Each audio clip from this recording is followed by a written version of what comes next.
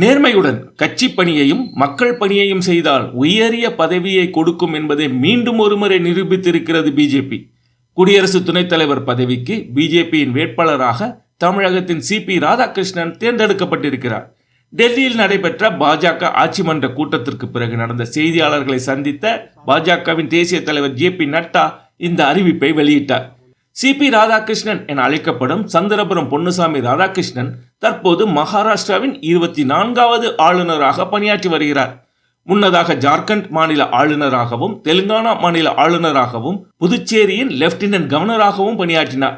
CP Radhakrishnan ஆரம்ப கால பிஜேபியை தமிழகத்தில் வளர்த்தெடுக்க கடும் பாடுபட்ட தலைவர்களில் ஒருவர். திருப்பூரில் பிறந்த இவர் தனது அரசியல் வாழ்க்கையை RSS ஸ்வயம் சேவகராக தொடங்கி 1974 பாரதிய ஜனசங்கத்தின் மாநில செயற்குழு உறுப்பினரானார்.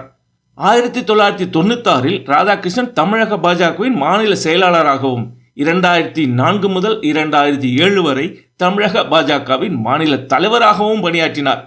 1998 மற்றும் 1999 என தொடர்ச்சியாக 2 முறை கோயம்புத்தூர் மக்களவை தொகுதியில் இருந்து நாடாளுமன்றத்துக்கு தேர்வு செய்யப்பட்டார்.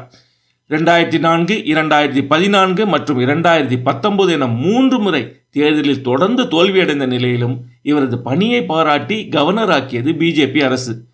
தற்போது குடியரசு துணைத் தலைவர் பதவி. வாரிசு கட்சிகள் போலில்லாமல் தொண்டர்களை மதிக்கும் கட்சி என காட்டிவிட்டது பிஜேபி.